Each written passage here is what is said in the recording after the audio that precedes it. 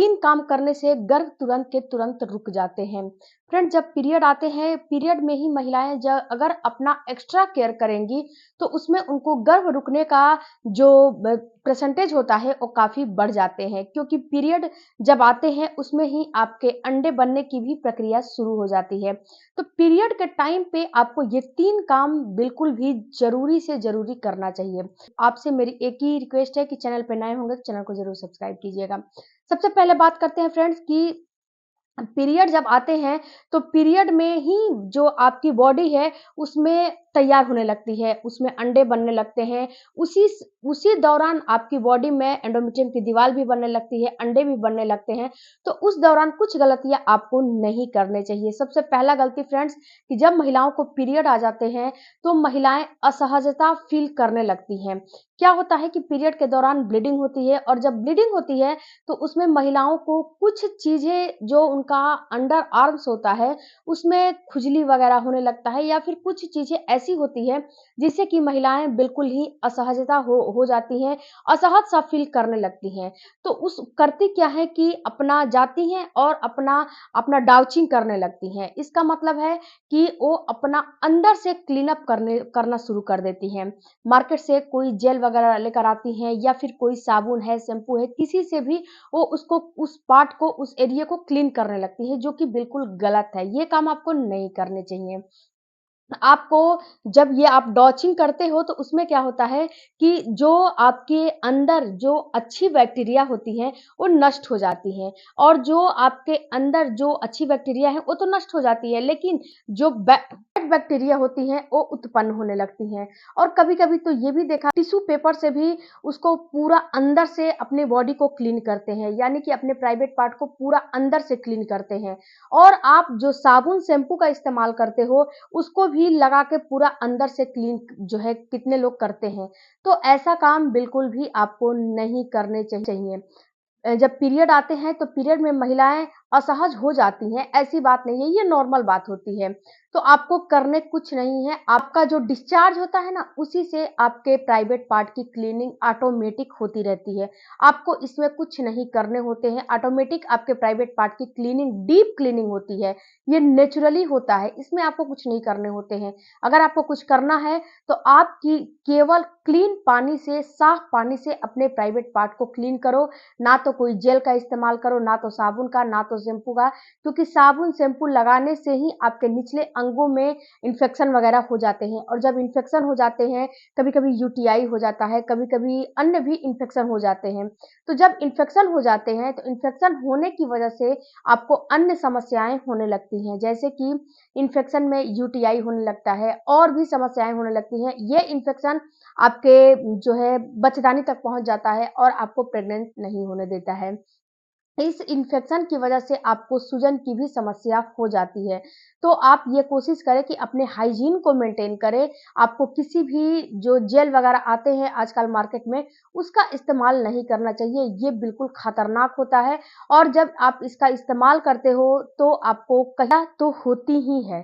तो आपको डाउचिंग बिल्कुल भी नहीं करने चाहिए। आपको अपने हाइजीन को केवल मेंटेन करना है, और आपको कुछ नहीं करना है। जैसे कि जब पीरियड आते हैं, तो पीरियड में आप जो है पैड का इस्तेमाल करते हो, तो एक पैड सुबह से लेके शाम तक नहीं रखने हैं। 5-5 घंटे के अंतराल पे एक-एक पैड को आपको चेंज करते रहना है, नहीं तो इससे भी इन्फेक्शन आपको हो जाता है। दूसरी बात कि जब पीरियड आते हैं, तो पीरियड में ज़्यादा से ज़्यादा रेस्ट करना चाहिए आपको। बहुत ज़्यादा कूदा-भागी, कूदा-फानी जो है, भागम-भाग, दौड़-भाग, ये सब सारी चीज़ें नहीं करना चाहिए। इससे भी आपको दिक्कतें होती हैं। उसके बाद दूसरा आपको काम है फ्रेंड्स, जब पीरियड आते हैं, तो कभी-कभी क्या होता है कि जो हार्मोन ऊपर-नीचे होते हैं, तो उसमें आपको क्रेविंग भी होने लगता है।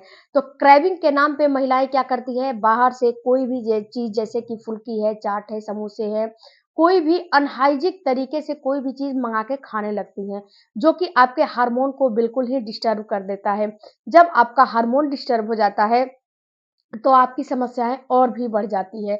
तो अगर आपके साथ भी ऐसा हो पीरियड आने के बाद अगर आपके साथ भी ऐसा महसूस हो रहा है, फीलिंग आ रही है कि मुझे क्रेविंग की समस्या हो रही है, तो कोई भी चीज़ अपने घर पे ही बना के खाओ। आप बाहर का कोई चीज़ का इस्तेमाल बिल्कुल भी आपको नहीं करना है। ज़्यादा नमक, ज़्यादा शुगर, ज़्यादा तला भुना, ज़्यादा तीखा मिर्चीदार आपको बिल्कुल भी नहीं खाने चाहिए। उसके बाद फ्रेंड्स, आपको अपना हेयर चौथे दिन या 5वें दिन ही धुलने चाहिए। चौथे दिन एटलीस्ट आपको धुलने चाहिए, दूसरे तीसरे दिन बिल्कुल नहीं धुलने चाहिए। नहीं तो जो आपका ब्लड आ रहा है, ब्लड वहीं पे रुक जाएगा और वही ब्लड, रुका हुआ ब्लड आपको अगले पीरियड में क्लॉट्स के रूप में निकलने लगेंगे। तो इसीलिए आपको अपना हेयर वॉश भी चौथे दिन ही करना चाहिए, इससे पहले आपको नहीं करना चाहिए। उसके बाद जो तीसरा आपको काम करने हैं, डाइट लेना। बैलेंस डाइट का मतलब कि आपकी थाली में प्रोटीन, जो प्लांट बेस्ड प्रोटीन है, वो बिल्कुल होने ही चाहिए। जैसे कि आपको दाल हो गए, छोले हो गए, राजमा हो गए, जो भी आपके साथ को अवेलेबल है, जो भी आपको मिल जाए, वो बिल्कुल होना चाहिए। दूसरा, आपको हरी पत्तेदार साग-सब्जियों का इस्तेमाल करना चाहिए। इसके साथ-साथ आपको अनार और चुकंदर का भी इस्तेमाल करना चाहिए। जब महिलाओं में ब्लड की कमी हो जाती है, तो पीरियड जो है 1 से 2 दिन ही आते हैं, इससे ज़्यादा पीरियड नहीं आते हैं। तो आपको अपने ब्लड की, हीमोग्लोबिन की कमी अपने बॉडी में नहीं होने देना है। अगर आपकी बॉडी में हीमोग्लोबिन की कमी है, तो चुकंदर, अनार का सेवन करो। इससे तुरंत के 15 दिन के अंदर आपके बॉडी के अंदर हीमोग्लोबिन बढ़ जाएगा और ये जो है सही हो जाएगा। 12% या फिर 10% हीमोग्लोबिन आपके अंदर होना चाहिए। इससे अगर कम है तो ये जो है कम के फॉर्म में माना जाता है। अब इसके बाद फ्रेंड्स, आपको स्ट्रेस फ्री रहना है। स्ट्रेस, आप ये कोशिश करो कि आप स्ट्रेस ना लो, क्योंकि जब आप स्ट्रेस लेते हो तो इसी समय जब पीरियड आते हैं तो एंडोमेट्रियम की दीवार भी तैयार होती है। जहाँ पे आपके बच्चे को धंसना है, उस दीवार की निर्माण अभी से शुरू हो जाती है।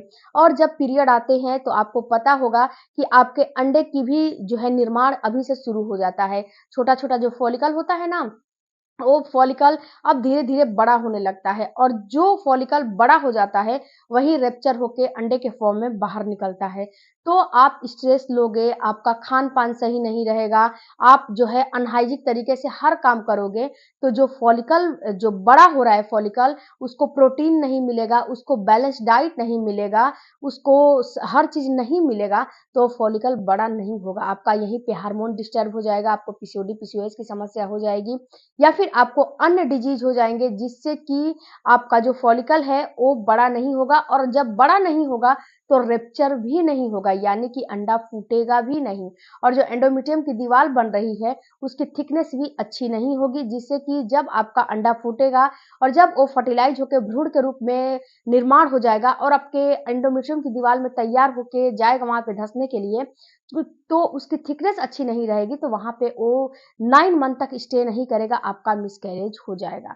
तो इसीलिए फ्रेंड्स, पीरियड में अपना एक्स्ट्रा केयर करें। एक्स्ट्रा केयर जब करोगे तो आपको एंडोमेट्रियम की दीवार भी अच्छी होगी। इसके साथ-साथ आपका जो अंडा बन रहा है, वो भी सही से अंडा बनेगा, क्योंकि 18 से लेके 22-24 तक के अंडे से अगर आपको प्रेगनेंसी होती है, तो ये प्रेगनेंसी बेस्ट मानी जाती है। इतना के अंडे आपको होने चाहिए।